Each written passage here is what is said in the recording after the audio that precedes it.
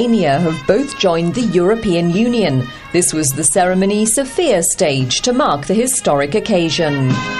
Underlining the contribution his country can make, President Georgi Parvanov said that through its ability to bring security to a region as difficult and complex as the Balkans, Bulgaria aimed to reinforce the EU. European leaders joined the festivities in the Bulgarian capital, among them Frank-Walter Steinmeier, the Foreign Minister of Germany, which has just taken on the EU's rotating presidency, and EU Enlargement Commissioner Olli Rehn. The European VIPs attended the Bulgarian event after earlier taking part in Romania's celebrations. The accession of the poor ex-communist duo raises the EU's membership to 27 states, almost half of them former Eastern Bloc countries once cut off from the West by the Iron Curtain.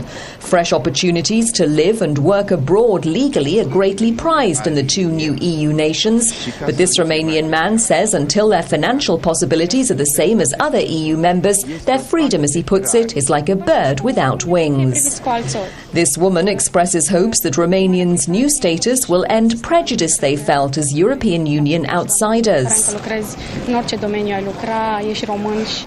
But although travel may now be easier, Romanians and Bulgarians will still face strict work restrictions in Britain and many other EU countries.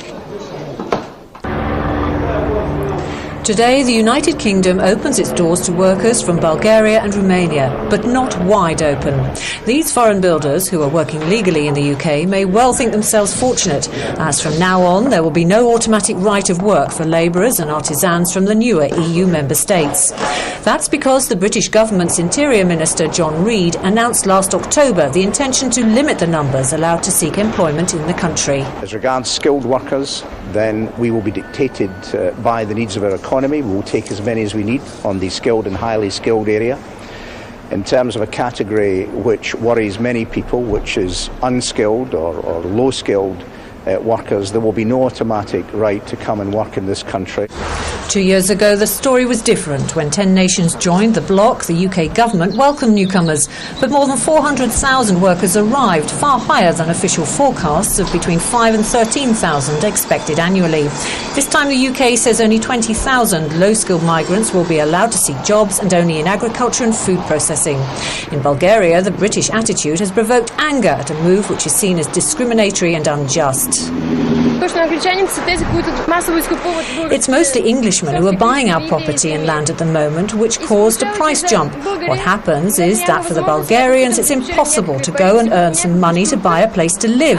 The English will buy everything and we will collect fruit for them. Thank you for this democracy.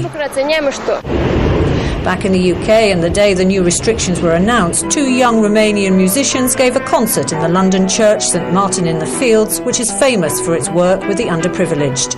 Cellist Andrei Simeon. Personally, I don't think it's a fair treatment, really. I don't see why, as newcomers, we shouldn't have the same treatment as the other countries really they joined. It should be a big open space with everybody being equal.